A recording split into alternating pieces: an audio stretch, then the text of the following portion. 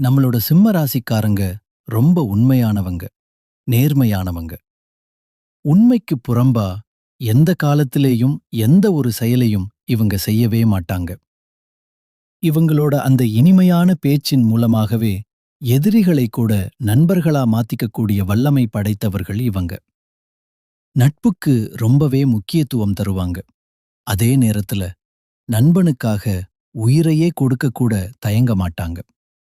அப்படியே ஒரு தாயைப் போல மிகச் சிறந்த அன்பு உள்ளம் கொண்டவங்களா இவங்க இருக்காங்க. இவங்களை பொறுத்த வரைக்கும் தான் மட்டும் நல்லா இருக்கணும் அப்படிங்கிற அந்த சுயநலம் துளி கூட கிடையாதுங்க.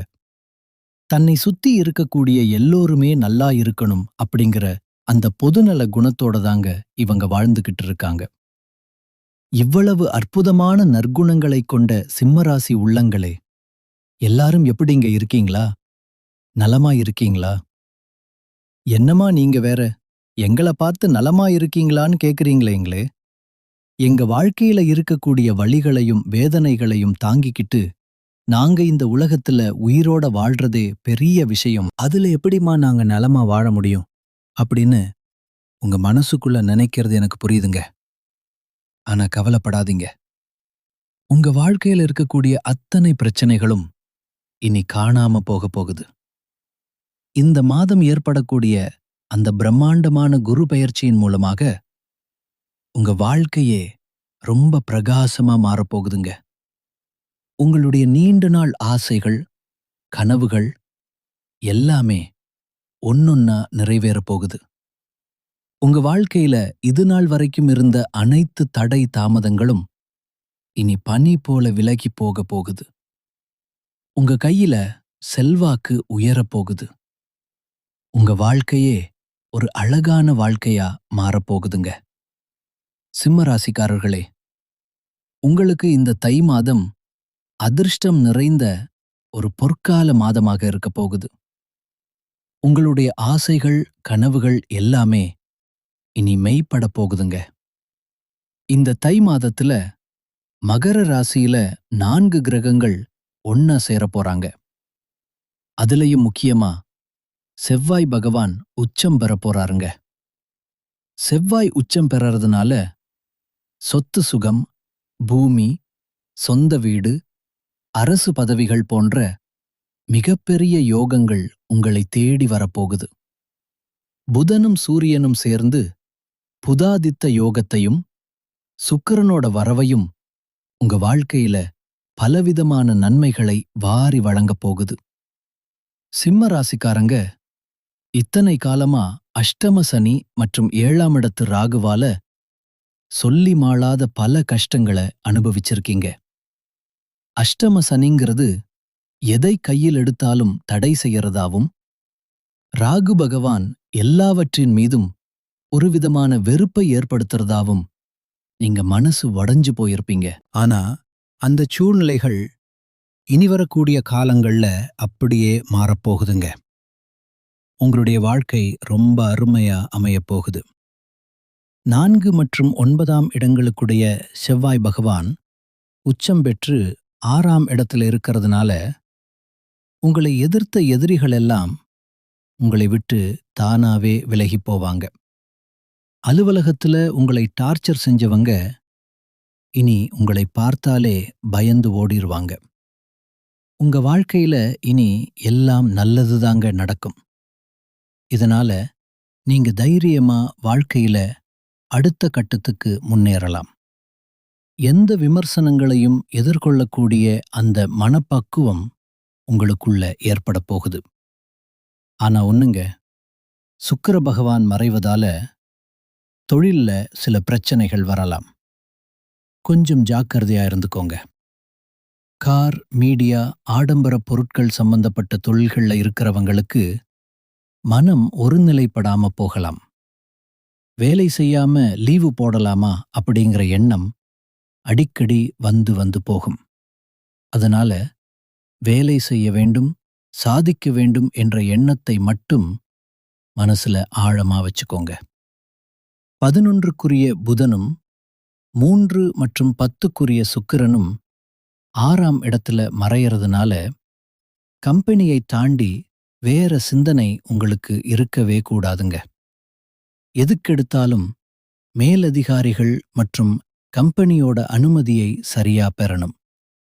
முக்கியமான ரகசியங்களை யார்கிட்டயும் வெளியில சொல்லக்கூடாது. உங்களுக்கும் உங்க வீட்ல இருக்கக்கூடிய பர்சனல் லைஃபையும் வெளி உலகத்துல தயவு செஞ்சு பகிராதீங்க. 7ஆம் இடத்து ராகுவால பழைய உறவுகள் திரும்ப வர்றதுக்கு அதிக வாய்ப்பு இருக்கு. அதனால சிம்ம ராசிக்காரங்க ரொம்பவே கவனமா இருந்துக்கணும். வேலையை விட்டுட்டு கொஞ்ச நாள் ரெஸ்ட் எடுக்கலாம் அப்படிங்கிற எண்ணத்தை மட்டும் உங்க கனவுல கூட கொண்டு வந்துடாதீங்க. கம்பெனியில லீவு கொடுத்தா சந்தோஷம், லீவு இல்லைன்னா முழு கவனத்தையும் வேலையில செலுத்துங்க. இப்போதைக்கு வேலையை தக்க வச்சுக்கிறது தாங்க ரொம்பவும் முக்கியம்.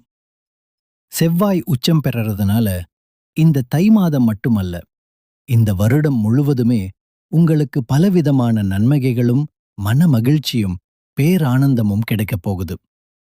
போட்டித் தேர்வுகள்ல கலந்துக்கிட்டா வெற்றி பெற அதிக வாய்ப்பு இருக்கு. உங்களுடைய ஆசைகள், கனவுகள் எல்லாமே நிச்சயமா வெற்றியில தாங்க போய் முடியும். உங்கள் வாழ்க்கையில இனி வரக்கூடிய காலங்கள்ல தோல்வி, கண்ணீர் அப்படிங்கிற பேச்சுகளுக்கெல்லாம் துளி கூட இடம் கிடையாது. உங்களுடைய எண்ணம் எப்படியோ அப்படியே உங்க வாழ்க்கையில நல்லதெல்லாம் அடுக்கடுக்கா நடக்கப் போகுது. ஒரு காலத்துல உங்களை வேண்டாம் அப்படின்னு சொல்லி உதறி தள்ளிட்டு போன சொந்த பந்தங்கள், உறவினர்கள் எல்லோருமே இப்போ உங்களை தேடி வரப்போறாங்க. குலதெய்வம் எங்கேயோ இருக்குது, என்னமோ இருக்குது அப்படின்னு நீங்க வருத்தப்பட வேண்டாங்க. இங்க எங்கிருந்தாலும் ஒரு தீபம் ஏத்தி வச்சு அந்த தீப ஒளியில என் தெய்வங்கள் இருக்கிறாங்க அப்படின்னு மனசார நினைச்சு வழிபாடு செய்யுங்க. குலதெய்வமே தெரியாவிட்டாலும் பரவாயில்ல, வீட்ல தீபம் ஏற்றி வச்சு ஏதாவது ஒரு நல்ல நாள்ல உங்க குலதெய்வத்தை நினைச்சு உருகி வழிபாடு செய்யுங்க. ஏன்னா குலதெய்வ வழிபாடு குலம் காக்கும், குலம் தழைக்கும். முதல்ல குலதெய்வம், அப்புறம் உங்களுக்கு இஷ்டப்பட்ட தெய்வம், அப்புறம் உங்களுக்கு விருப்பப்பட்ட மற்ற தெய்வங்கள். எந்த கோயிலுக்கு போனாலும் என்ன பண்ணாலும் வாழ்க்கையில ஒரு முன்னேற்றமே இல்லையே அப்படின்னு நீங்க ஆதங்கப்படுவீங்க. இனி அப்படி சொல்லாதீங்க. தினமும் தூங்கி எந்திரிச்ச உடனே அந்த சூரிய பகவானை மனதார நமஸ்காரம் பண்ணுங்க. அவங்களுடைய அனுக்கிரகம் இருந்தா மட்டும் போதுங்க.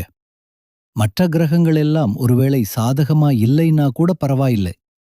அந்த சூரியனுடைய பிரகாசம் உங்க வாழ்க்கையையே ஒளிமயமா மாத்திருங்க. அந்த தெய்வீக வெளிச்சம் உங்களை வந்து சேரும். உங்க வாழ்க்கையில் இருக்கக்கூடிய கண்ணீர், கவலைகள் எல்லாம் அப்படியே கரைஞ்சு போயிருங்க. இந்த தை மாதத்துல நீண்ட நாட்களாக உங்க மனசுல இருந்த பாரமான மனக்கவலைகள் குறைய போகுது. வாழ்க்கையில ஒரு புதிய நம்பிக்கை பிறக்கப் போகுதுங்க.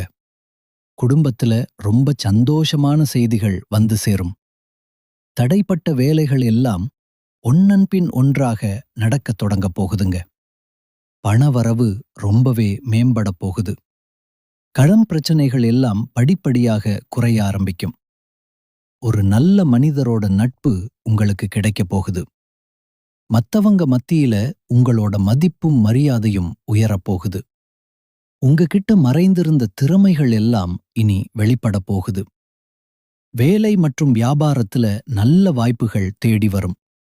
தேவையில்லாத உறவுகள் தானாகவே விலகி போவாங்க. மன உறுதி அதிகரிக்கும். உடல் நலத்துல ஒரு நல்ல முன்னேற்றம் ஏற்பட போகுது.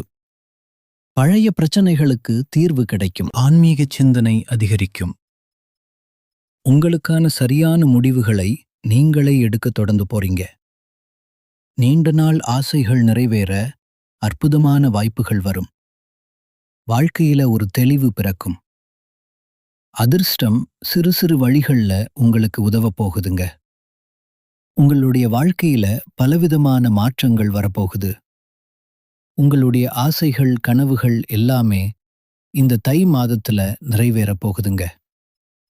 உங்களை வேண்டாம் அப்படின்னு உதறி தள்ளிட்டு போன அந்த சொந்த பந்தங்கள் எல்லோருமே இனி வரக்கூடிய காலங்களில் உங்களை தேடி வருவாங்க.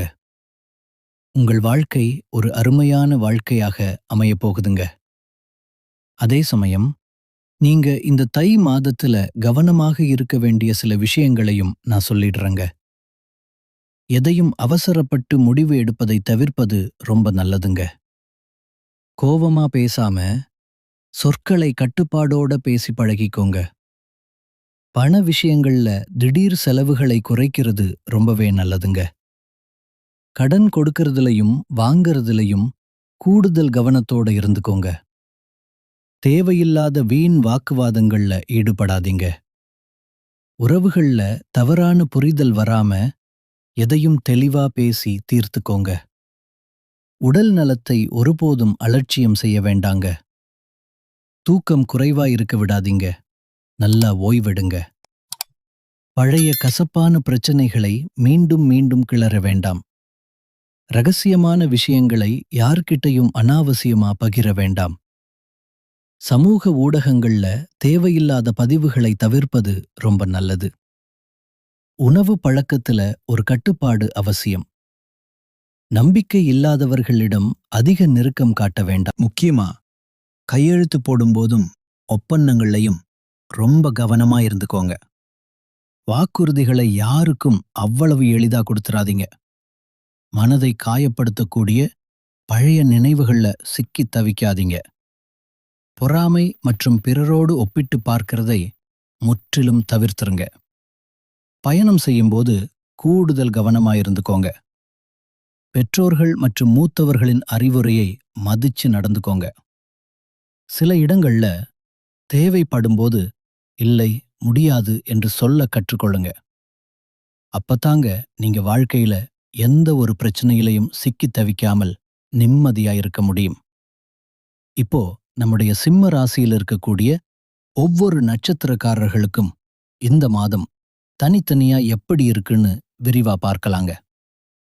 நம்முடைய சிம்ம ராசியில் இருக்கக்கூடிய முதல் நட்சத்திரம் மகம். உங்களுக்கு இந்த மாதம் எப்படி இருக்குன்னு பார்க்கலாம். மகம் நட்சத்திரக்காரர்களே, உங்க வாழ்க்கையில இந்த மாதம் ஒரு அதிசயமும் அற்புதமும் நடக்கப் போகுதுங்க. பலவிதமான துறைகள்ல உங்களுக்கு அமோகமான முன்னேற்றம் கிடைக்கப் போகுது. தெய்வ அனுகூலம் உங்களுக்கு பரிபூரணமா கிடைக்கும்.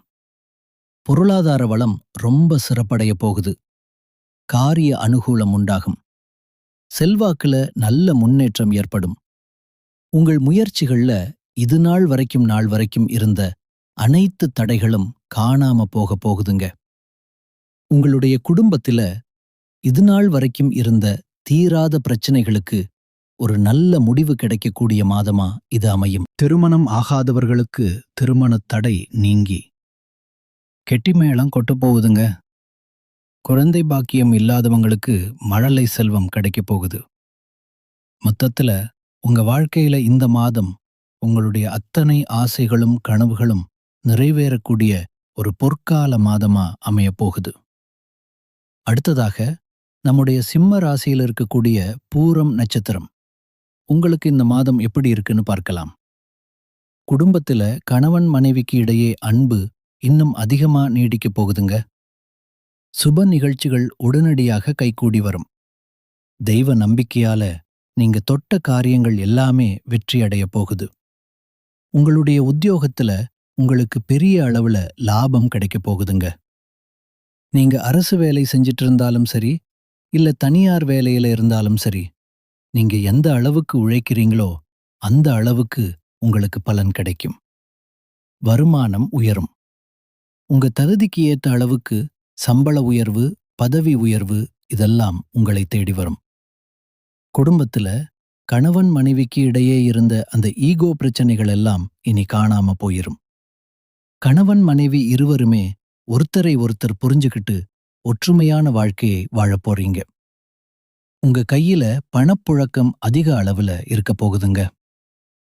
எனக்கு 30 வயசு ஆயிருச்சு, எனக்கு திருமணம் நடக்குமா நடக்காதா அப்படின்னு ஏங்கிட்டு இருக்கிற எல்லாருக்குமே இனி வரக்கூடிய காலங்கள்ல திருமணத் தடை நீங்கி நல்லபடியா கல்யாணம் நடக்கும். அடுத்ததாக நம்முடைய சிம்ம ராசியில் இருக்கக்கூடிய உத்திரம் 1ஆம் பாதம். உங்களுக்கு இந்த மாதம் எப்படி இருக்குன்னு பார்க்கலாம். உத்திரம் நட்சத்திரக்காரர்களே, உங்களுடைய பொறுப்புகளை மத்தவங்க கிட்ட ஒப்படைக்க கூடாதுங்க. உங்க வேலைய நீங்க தாங்க நேர்ல நின்னு செய்யணும். வியாபாரத்துல இது நாள் வரைக்கும் இருந்த போட்டிகள் எல்லாம் படிப்படியாக குறையப் போகுது. நீங்க ஒரு சின்ன பொட்டி கடை வச்சிருந்தாலும் சரி, இல்ல ஒரு பெரிய டிபார்ட்மெண்ட் ஸ்டோரேவே வச்சிருந்தாலும் சரி, நீங்க போடுற உழைப்புக்கு ஏத்த லாபம் கண்டிப்பா உங்களுக்கு கிடைக்குங்க. புதிய தொழில் தொடங்குறதுக்கான ஆர்வம் உங்களுக்குள்ள அதிகரிக்கும். உங்க தையில பணவரவு அதிகரிக்கும். உங்களுடைய தனிப்பட்ட தேவைகளையும், உங்களோட குடும்பத்தின் தேவைகளையும் நீங்க ரொம்பச் சிறப்பா பூர்த்தி செய்து கொள்ளப் போறீங்க. உங்க குடும்பத்துல இதுநாள் வரைக்கும் இருந்த அனைத்து பிரச்சனைகளுக்கும் ஒரு தெளிவான தீர்வு கிடைக்கக்கூடிய மாதமா இது இருக்குதுங்க. திருமணம் ஆகாதவங்களுக்கு திருமணம் நடக்கும். குழந்தை பாக்கியம் இல்லாதவங்களுக்கு குழந்தை பாக்கியம் கிடைக்கும். உங்களுடைய ஆசைகளும் கனவுகளும் முழுமையா நிறைவேறக்கூடிய மாதமாக இந்த தை மாதம் உங்களுக்கு அமையப் போகுது. நல்லதே நடக்கும். நல்லது மட்டும்தான் நடக்கும்.